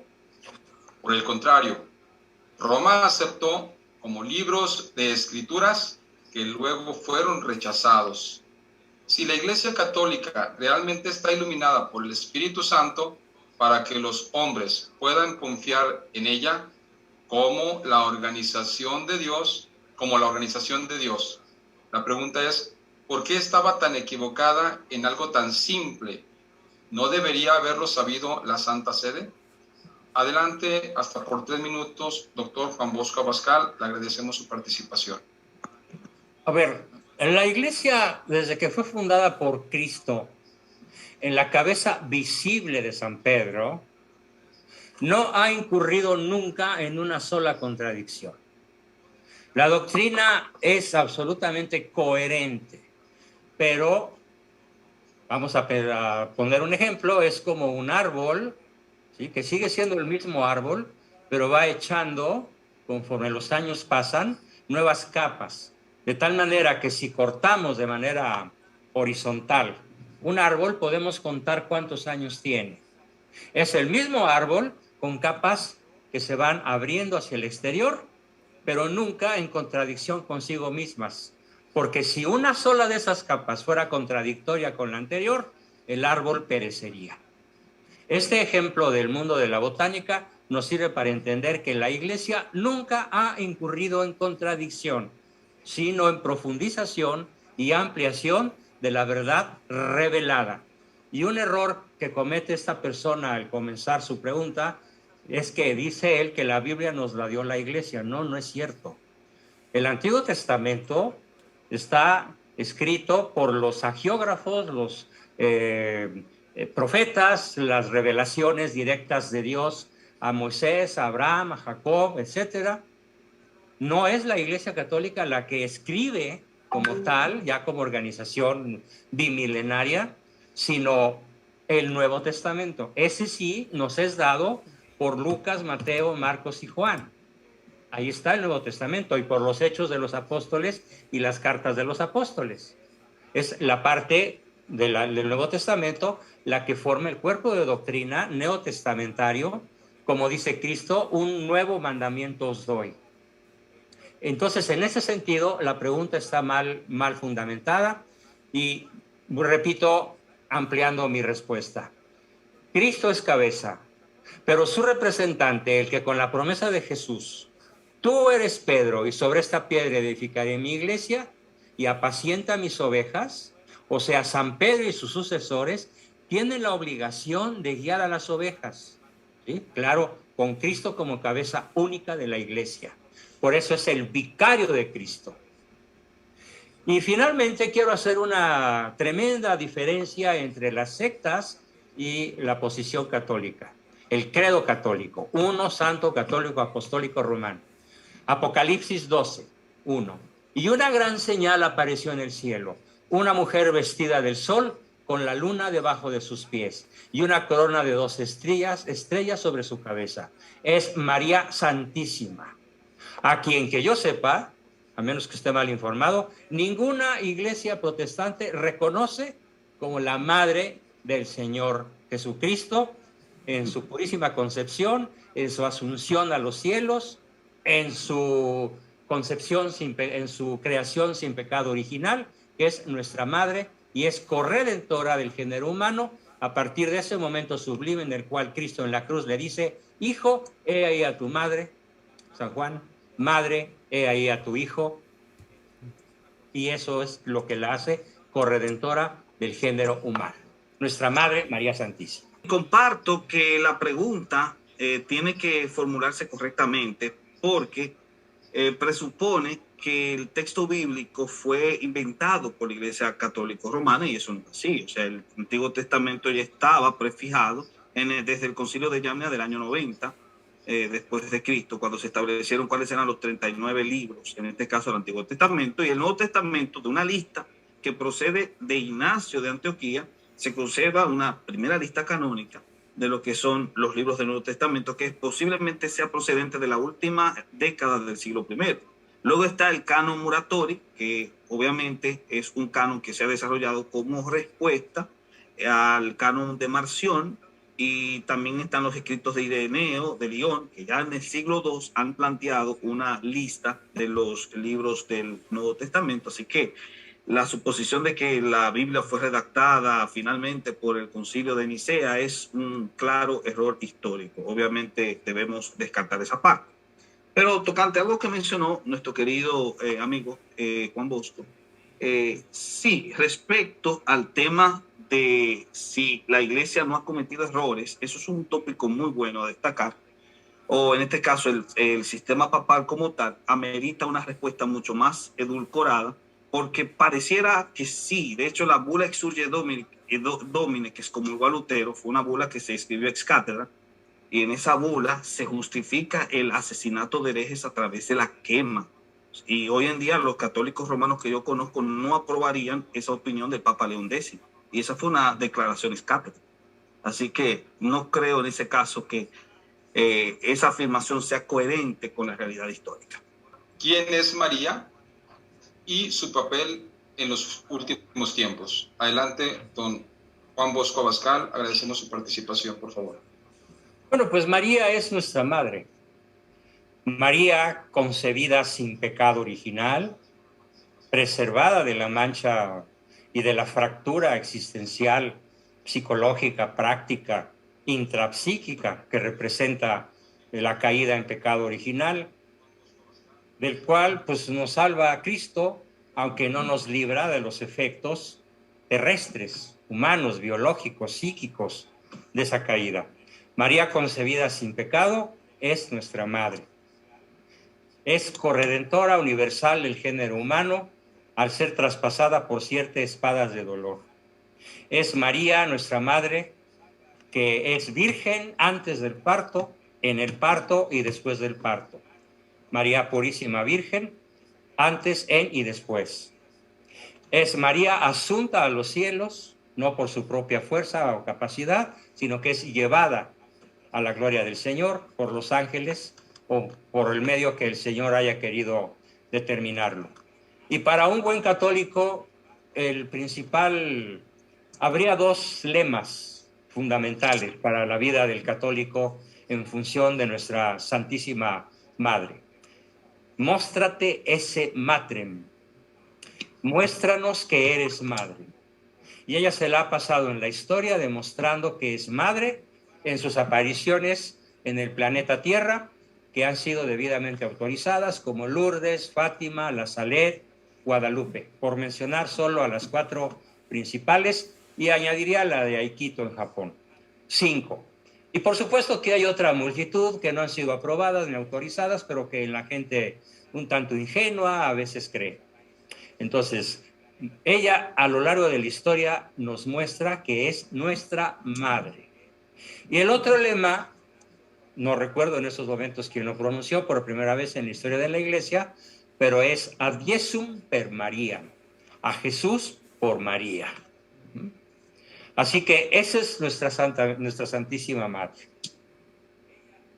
Dicho de manera muy sucinta por la enorme premura del tiempo, y nada más añadiría que en el caso de la guadalupana, la frase que yo utilizaría sería la de Benedicto XIV cuando dijo en non fecit taliter omni nazione, y no hizo cosa igual con ninguna otra nación.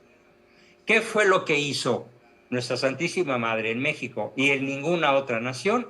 Quedarse viva en el Tepeyac. Ahí está la tilma intacta de Ixtle 500 años después, porque la Virgen es un ser vivo, una proyección holográfica, indestructible incluso de la rabia del general Obregón y de todos los masones de la época que pretendieron destruirla con una bomba en la basílica, pero primero el Cristo se retorció y de la Virgen ni la cubierta de vidrio se rompió. Una bomba poderosísima que muestra una intervención divina, el milagro de preservación no de la efigie, sino de la presencia real de la Virgen en nuestra nación. Primero debemos aclarar que dentro de la iglesia reformada, las iglesias reformadas, existe una excelente apreciación de María y se considera a María la Madre de Dios. De hecho, el término Theotokos no es rechazado dentro de las iglesias reformadas. Eso hay que tenerlo en consideración. Sí es una mujer que tuvo el valor y la dicha maravillosa, la gracia sublime de ser la madre del Salvador, y por supuesto que tiene un sitial de honor como una de las grandes mujeres de la fe de la historia de la iglesia.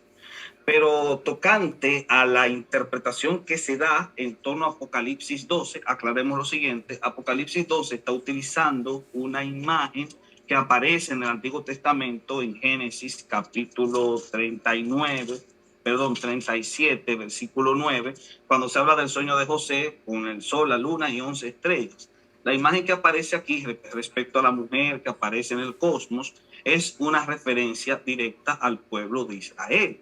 Y de hecho, tiene que ser el pueblo de Israel, porque si apelamos a que es una imagen mariana, entonces tendríamos un conflicto. ¿Por qué? Porque en el versículo 6 dice que la mujer huyó al desierto, donde tiene lugar preparado por Dios, para que allí la sustenten por 1260 días. Habría que buscar en qué momento de la historia le hubiese pasado a la bendita Virgen María el hecho de que huyera al desierto para que fuera sustentada por 1260 días. No podría ser la huida a Egipto, porque la huida a Egipto no duró 1260 días. Otro caso es el versículo 13. Y cuando vio el dragón que había sido arrojado a la tierra, persiguió a la mujer que había dado a luz al hijo varón, y se le dieron a la mujer las 2 alas de la gran águila para que volase delante de la serpiente al desierto, a su lugar, donde es sustentada por un tiempo y tiempos y la mitad de un tiempo. Y cuando analizamos la expresión un tiempo, la mitad de un tiempo, está hablando un periodo tribulacional al final de los tiempos. Así que en este caso, este desenlace histórico de la visión que tiene Juan no sería coherente con una interpretación mariana, pero sí sería coherente con una interpretación en torno al pueblo judío que sería perseguido al final de esa época. Y finalmente, para concluir, hay una expresión muy interesante que el apóstol Pablo le escribe a Timoteo: eis gar theos, eis kai medites, theou kai antropos Christus, que se traduce como porque hay un solo Dios y un solo mediador entre Dios y los hombres, Jesucristo hombre. La idea de Jesucristo como mediador entre Dios y los hombres, como el único mediador, y la expresión que se utiliza ahí indica que es el único como tal, es el único que tiene la cualidad directa de ser Dios y hombre al mismo tiempo. Los dogmas de la Asunción de María y de la Inmaculada Concepción son dogmas tardíos, no son dogmas que la Iglesia había abrazado al principio de los tiempos. El dogma de la Asunción de María es el más reciente, en 1950, o la década de los 50, cuando se aprobó directamente como dogma, pero era un dogma que tenía facturación reciente, y eso lo han reconocido muchos de los historiadores del dogma. Así que en ese caso, yo creo que lo que deberíamos hacer es hacer una revisión directa de la historia de la dogmática como tal, para poder analizar cuál es la posición de María dentro de todas las confesiones. Lo único que no podemos nunca destacar es que María no es un personaje valioso. Sí lo es por lo que realmente llevó en su vientre, y por supuesto que María tiene un sitial de honor dentro de nuestra historia. Doctor Juan Bosco, ¿desea hacer alguna aportación respecto a la participación? Hasta Bueno, por 3 pues minutos. no, yo quiero simplemente agradecer el tono con el cual, con mucho respeto, se dirige Néstor a nuestra Santa Madre. Sin embargo, se queda muy corto en su apreciación sobre ella. Es corredentora, no es Cristo el único mediador, ¿sí? Es como en el banquete en el cual Cristo es solicitado acerca de la ausencia de vino, ¿sí? Y pues entonces ella, la Virgen, les dice a los que piden el vino, ¿sí? Y ahí hay un diálogo bien interesante. Haced lo que ella os pida. Y se multiplica, se transforma el agua en vino. Haced lo que ella os pida. Es un símbolo de qué tan poderosa es la Virgen María en nuestra vida como cristianos. Simbólico, ese pasaje evangélico. Pero hay que entender que en la concepción católica, la Virgen no es solo un personaje respetable. Agradezco el profundo respeto con el cual habla Néstor, lo aplaudo. Sin embargo, va más allá de lo meramente respetable. Es sagrada, sagrada Virgen María. Y en ese sentido, es una criatura, claro, como todos, y jamás será Dios, ciertamente. Pero no hay ningún ser humano ni angelical que haya cumplido la voluntad de Dios de manera tan perfecta.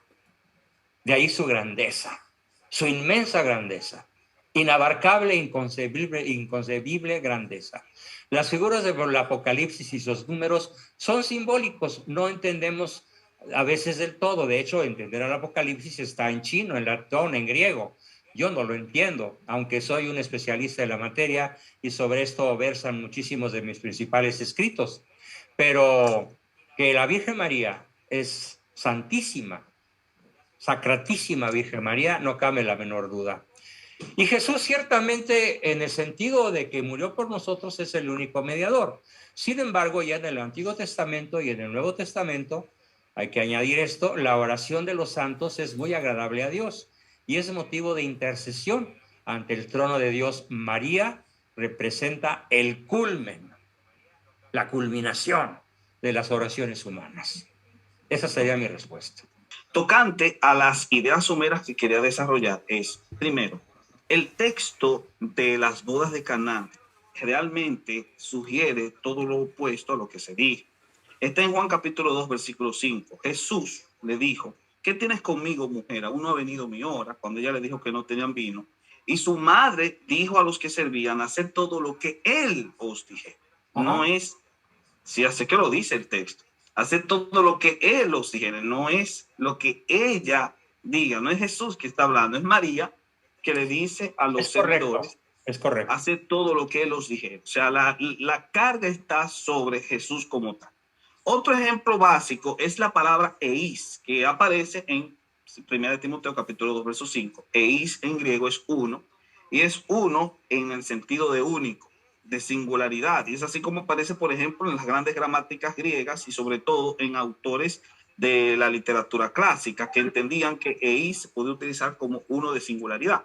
Entonces, cuando dice que eis medites Christus, está diciendo que solo Jesús es el mediador entre Dios y los hombres. No puede haber otro comediador si hay un único mediador, de acuerdo al término de la palabra hebrea que utiliza, de la palabra griega, perdón, que utiliza el apóstol Pablo. Suponer que hay una corredención o una persona que es corredentora es agregar una información que el texto no presenta. Sería construir sobre una dogmática que no se desprende de las escrituras. No hay un solo texto que lo indique. En ese punto, y con esto concluyo, podríamos aseverar que la mejor imagen que podría ilustrar esta idea de Jesús como único mediador, si queremos tomar una imagen histórica y al mismo tiempo que sirva de alegoría, es el pasaje de la transfiguración, cuando aparece Moisés, aparecen Elías, que son las figuras claves de lo que es la tradición judía, Moisés, la ley, Elías, los profetas, y hablan con Jesús sobre su muerte en la cruz, y luego cuando Pedro dice, vamos a hacer 3 enramadas, desciende una nube, y dice que Jesús quedó solo, y quedó Jesús solo, y una voz dijo, este es mi Hijo amado, en quien tengo complacencia, a él oí. Por lo tanto, toda la carga en las escrituras está refiriéndose en términos soterológicos a Jesucristo como el único y solo mediador entre Dios y los hombres, a quien todos debemos oír y a quien incluso María reconoce que hagan todo lo que él os dijere. Suponer lo contrario es construir sobre mi presuposición y mi idea, no sobre el objetivante del texto como tal. Y eso es algo que creo que se puede discutir de una manera bien amistosa en una serie de conversaciones muy llamativas y creo que muy interesantes que se podrían desarrollar al respecto. Yo quisiera añadir, y vuelvo a agradecer el tono tan respetuoso, en mis 79 años de vida he tenido muchos debates con muchas personas no católicas y es la primera vez, y lo puedo decir con muchísimo gusto, que me encuentro con una persona tan respetuosa, tan abierta al diálogo, tan no agresiva y que además pues maneja las cosas con un buen nivel de empatía. Así que gracias por eso, Néstor. Y entonces añado algo sobre nuestra Santísima Virgen María, nuestra Madre, que es esta reflexión. En las bodas de Caná, y gracias por la corrección de mi traspiés de hace rato, en las bodas de Caná, aun cuando no era el tiempo en el cual Jesús se tenía que manifestar, aún así, Cristo atiende la petición de su madre. Y hay que pensar en esto, sin su petición, Jesús no hubiera hecho nada. Si traspolamos ese momento sublime de las bodas de Caná. A lo largo de toda la historia posterior, podemos decir que a Jesús per María, a Jesús por María, como en las bodas de Caná. Ítem más. La Sagrada Biblia habla de que las oraciones de los santos obtienen gracias de Dios aún a destiempo. De ahí que las oraciones de la comunidad hizo que Dios mandara a su ángel para liberar a San Pedro de la prisión. De ahí que nuestras oraciones son unidas a la acción de gracias para la redención y particularmente cuando son dirigidas a nuestra Santa Madre María. Además, hay un salmo que quiero citar. Vamos a ver si lo tengo por aquí. Sí. Simón, no. Y aconteció que cuando Isabel, oyó el saludo de María, la criatura, Jesús, saltó en su vientre. E Isabel fue llena del Espíritu Santo y exclamó a gran voz y dijo: bendita tú entre las mujeres y bendito el fruto de tu vientre, Jesús. Lucas 1, 41, 42. Y aquí está el fundamento de nuestra oración principal, que es el Ave María. Salmo 45. María es reina y está a la derecha de Dios. Y el Salmo 45, 17 dice: haré perpetua la memoria de tu nombre en todas las generaciones, por lo cual te alabarán, María, los pueblos eternamente y para siempre. Completando mi tesis sobre quién es María, a respuesta por ahí de alguna de las personas, y si no, pues cuando menos como aportación mía, para que se aclare muy bien que la Iglesia verdadera tiene este lugar tan especialísimo dedicado a la Madre de Dios. Excelente. Sí, como muy bien lo destacó, gracias por sus palabras y por supuesto nosotros debemos siempre ser honestos en nuestra apreciación histórica de los hechos. Tocante a la idea del pasaje de Juan capítulo 2, un hecho histórico no necesariamente debe tomarse como justificación para la creación de un dogma continuo en la vida de la iglesia. ¿Por qué? Porque en las escrituras hay muchos hechos históricos que obviamente no se consideran como aplicación dogmática. Pueden tener una riqueza en aplicación práctica, pero no en aplicación dogmática. Lo que sí podemos destacar es que si vamos a hacer una aplicación práctica del texto, no debemos nunca hacer la aplicación de tal modo que contravenga el dogma principal. Por ejemplo, yo podría tomar un texto en particular como el texto en el que se dice: benditos los pechos que te dieron de mamar, le dice una mujer, y Jesús revierte la idea y dice: no, más benditos son los que escuchan la palabra. Y con eso yo podría hacer una aplicación práctica para negar o desestimar toda la base de la mariología. Y sin embargo, uno tiene que tener cuidado con los textos que cita. Y otros ejemplos los puede utilizar como tal. Tocante al Salmo 45, no hay una mención del pasaje del Salmo 45 a la persona de María, no lo dice directamente. Claramente es un salmo mesiánico de acuerdo a muchos, pero otros entienden que no necesariamente es un salmo mesiánico, y aún si lo es, no hay mención de la madre con toda prioridad, pero sí de la esposa. Oye, hija, y mira, inclina tu oído, olvida tu pueblo, la casa de tu padre, y deseará el rey tu hermosura, inclínate a él porque él es tu Señor. 10 y 11 versículos del Salmo 45. El objetivo directo está en este caso en enfatizar la idea de si es un salmo mesiánico, de la iglesia. Y qué bueno que citó el Salmo 45, porque coloca la tapa al pomo en este tópico, ya que el Salmo 45, como salmo mesiánico, hace una referencia a la iglesia como la esposa de Cristo. Y es la iglesia la que está coronada de gloria, es la iglesia la que está sentada a la diestra del esposo, es la iglesia la que se viste de mirra, aloe, casia, etcétera. Es la iglesia la que al final se le hará perpetua la memoria de su nombre en todas las generaciones. ¿Por qué? Porque es la iglesia la que va a reflejar la gloria de Cristo. Así que el Salmo 45 no hace referencia a la bendita Virgen María, pero sí hace referencia a la iglesia como la esposa de Cristo.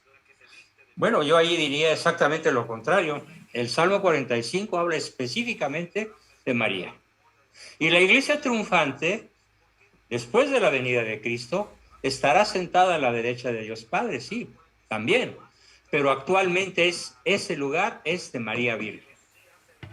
Y ella es nuestra madre, nuestra corredentora, y es una criatura única en la historia de la salvación humana, con una majestad no divina, humana, pero elevada al orden sobrenatural, elevada a la categoría de madre corredentora, cosalvadora de todos nosotros.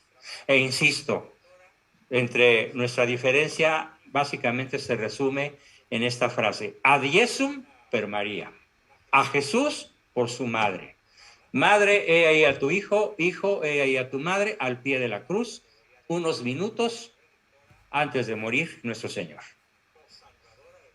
Es la tesis principal mariológica, aunque me podría extender muchísimo, pero obviamente no hay tiempo para hacerlo.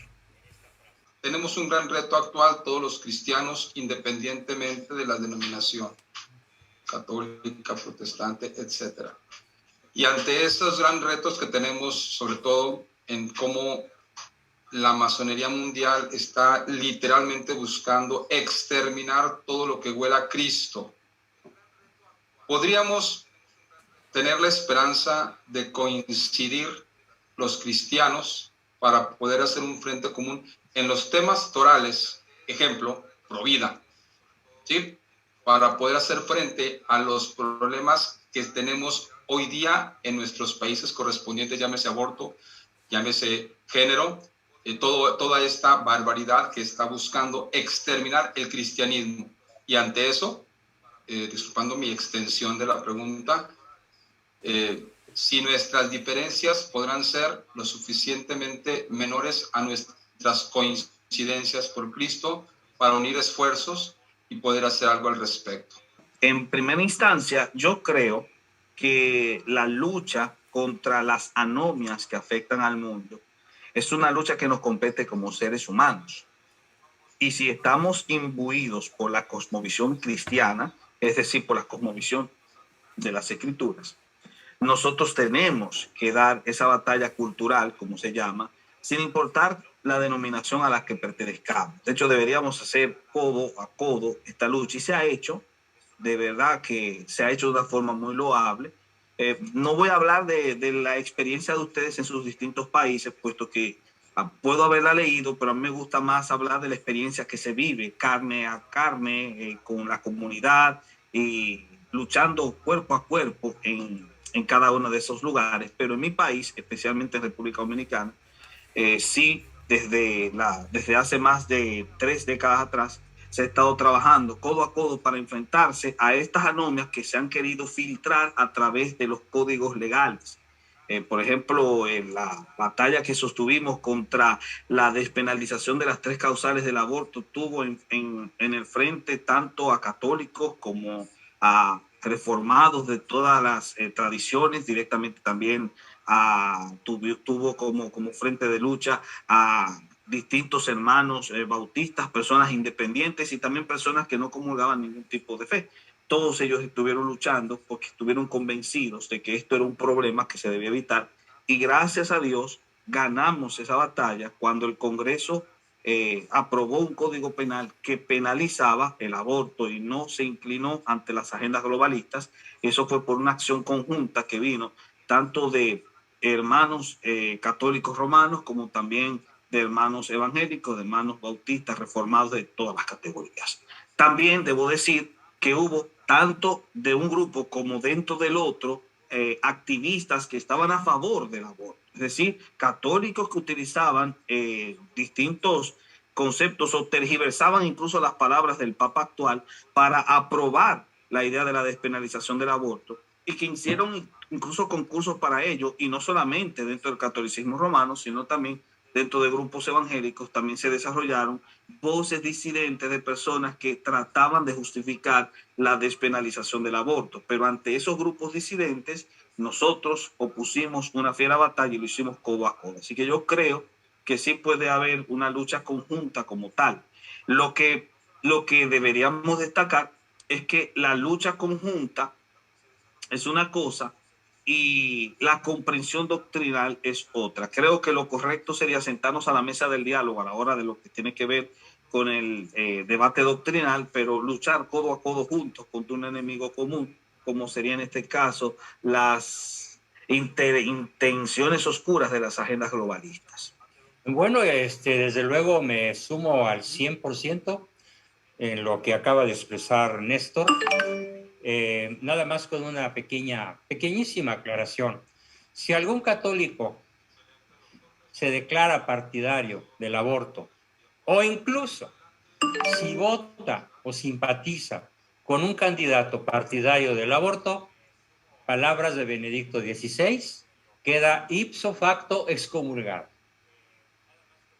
Aunque no haya una declaración formal, una ceremonia de excomunión visible, sacramental, litúrgica, la sola adhesión, la sola simpatía, el solo voto por un candidato abortista, por un gobernante abortista, como lo son Biden en USA y López Obrador acá en México, queda fuera de la comunión de la Iglesia. Así que nos compete a todos los cristianos, verdaderamente cristianos, y aquí haciendo con este término una globalización de todos aquellos que consideran que Cristo es nuestro Señor Redentor, nuestro Salvador, con independencia de las diferencias que nos separan a las distintas denominaciones. El enemigo común es tremendamente visible, al menos en 7 frentes. Y vale la pena mencionarlos rápidamente, aunque explicarlos sería larguísimo. Pero sí voy a mencionar los 7 frentes ante los cuales cristianos, evangélicos, iglesias reformadas, todos los que tengamos una raíz en Cristo, tenemos que luchar aun a riesgo de nuestra propia vida. Gobierno mundial, que pretende la instalación de una, segundo frente, religión mundial sin Cristo, o un cristianismo light, ¿sí? Es el segundo frente, una religión mundial, digamos, tamizada al gusto del mundo, de la carne y del demonio, por supuesto. Tercer frente, la banca global, que solo les presta dinero a los países que apoyan el aborto. Por eso Polonia y Hungría están fuera. Están descalificados por la banca mundial, por el Fondo Monetario Internacional, porque son los 2 únicos países de la Tierra que abiertamente se oponen a la despenalización y a la práctica del aborto. Otro frente, los varones de la droga, que están dirigidos por los Rockefeller, los Rothschild, los Kuhn & Loeb, los Goldman Sachs, todos los dueños de la banca mundial que tienen el 95% de las riquezas físicas y bursátiles de la Tierra, sean probablemente nuestros principales adversarios, porque son ellos los que propician el narcotráfico. Otro enemigo brutal que nos debe unir, Néstor, y a través de decir Néstor me refiero a todos los cristianos con independencia de su denominación, son las universidades, las escuelas que desde el kinder empiezan a propalar la ideología de género. Tremenda unidad, tremendo frente el que tenemos que presentar a la ideología de género, la deformación de la sexualidad de nuestros infantes, de nuestros inocentes, y que por desgracia se da en la escuela atea, desde kinder hasta posgrado.